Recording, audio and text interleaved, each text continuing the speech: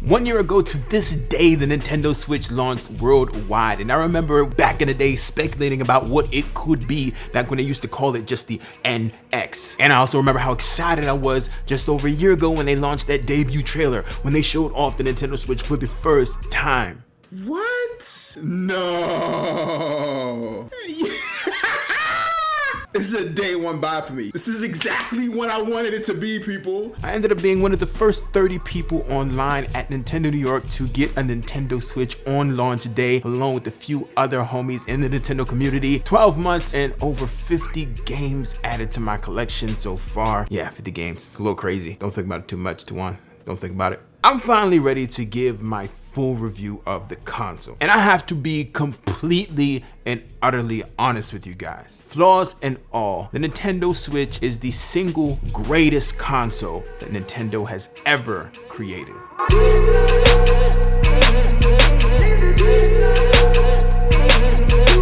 Now make sure to subscribe down below and hit that notification bell so you never miss an upload. Now, after the failure of the Wii U, which is easily Nintendo's most underrated console ever, a lot of non-Nintendo loyalists were wondering if this was the end for Nintendo. Would this be it? Could they make a comeback? Would Nintendo have to drop out of the hardware race? I mean, how would they bounce back? How could they bounce back? Well, they did. Last night took a L, but tonight I bounce back.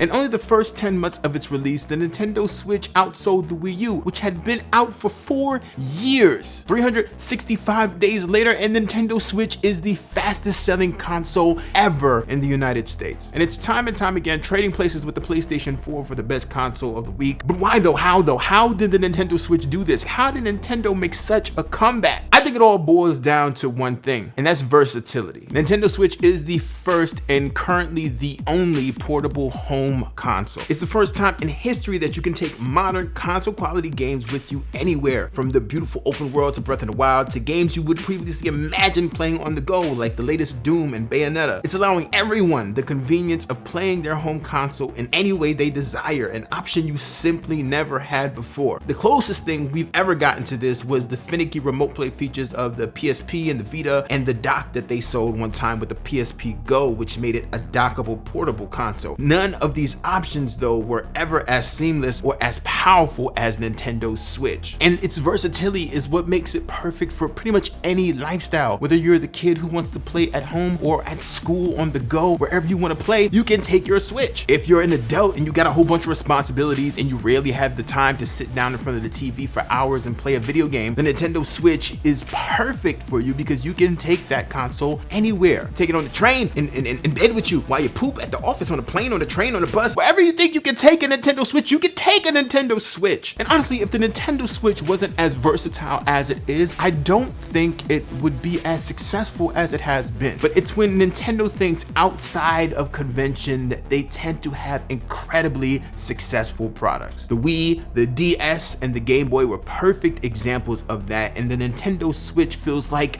an amalgamation, that's a big word, I like that word, an amalgamation of those groundbreaking products. The hardware itself accentuates its versatility with the ability to use its Joy-Con similar to how you would use like Wii remotes, or you can just dock them into a grip to give it a more standard controller feel. And of course, you can attach it to the console itself to make it like this giant PlayStation Vita-like device, which personally is my favorite way to play. It has a surprisingly beautiful 720p screen, and honestly, I never thought I would call a 720p screen beautiful in 2018, but it's a beautiful screen. And of course, the Switch has a kickstand you can use to stand it up, but in my experience, it feels very cheap and very finicky. I remember when CNET made a video showing how weak the stand was and people were pissed about it, but looking back on it in hindsight, while they were being mad extra, they really weren't wrong. The kickstand is garbage. I didn't even mention the fact that you can use a standard controller with this thing. The Pro Controller is a fantastic controller with incredibly great battery life, and it's personally one of my favorite controllers ever on any system, period, hands down. In terms of power, the Nintendo Switch isn't the most powerful console ever created. Oh no, no, no, no, no. It lies somewhere in between like the Wii U and the original Xbox One. It's more capable than the previous generation of consoles, the PlayStation 3 and the Xbox 360, but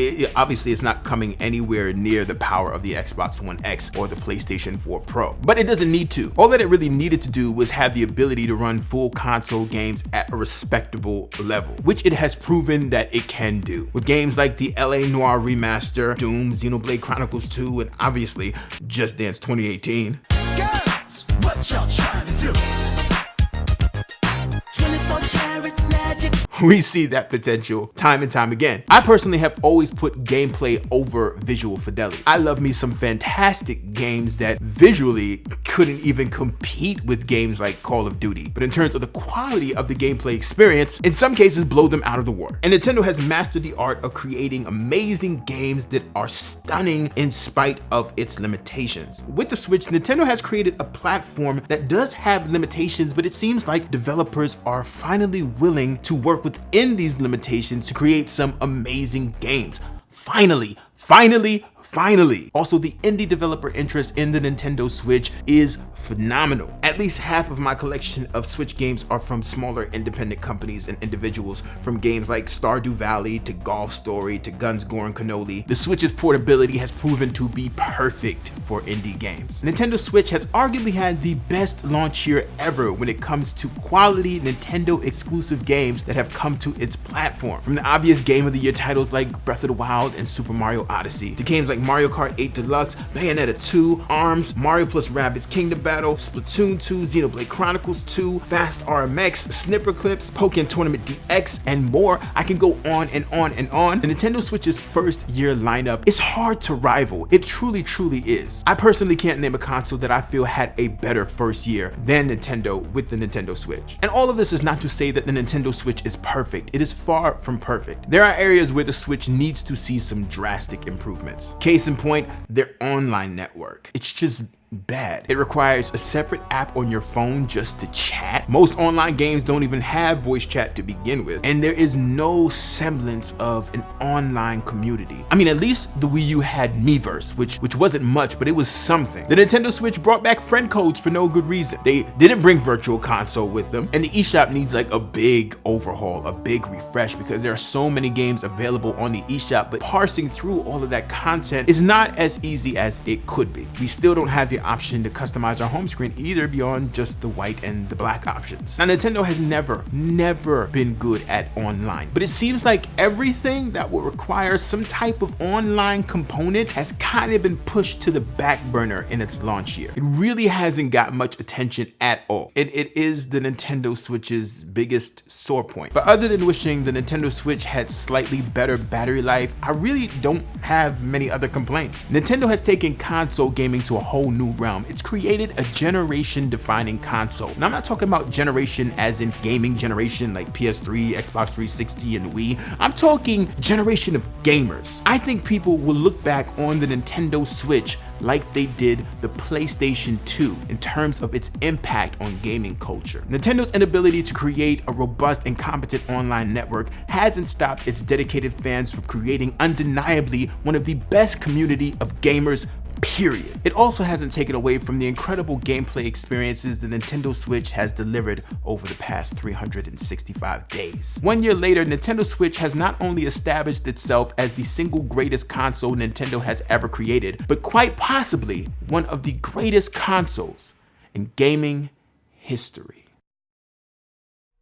Thank you for watching CrazyDopetastic. Feel free to support this channel by buying some CrazyDopetastic merch or join the Lunatics over on Patreon, where your support helps me make more content like this. Oh yeah, and remember to stay crazy. Peace!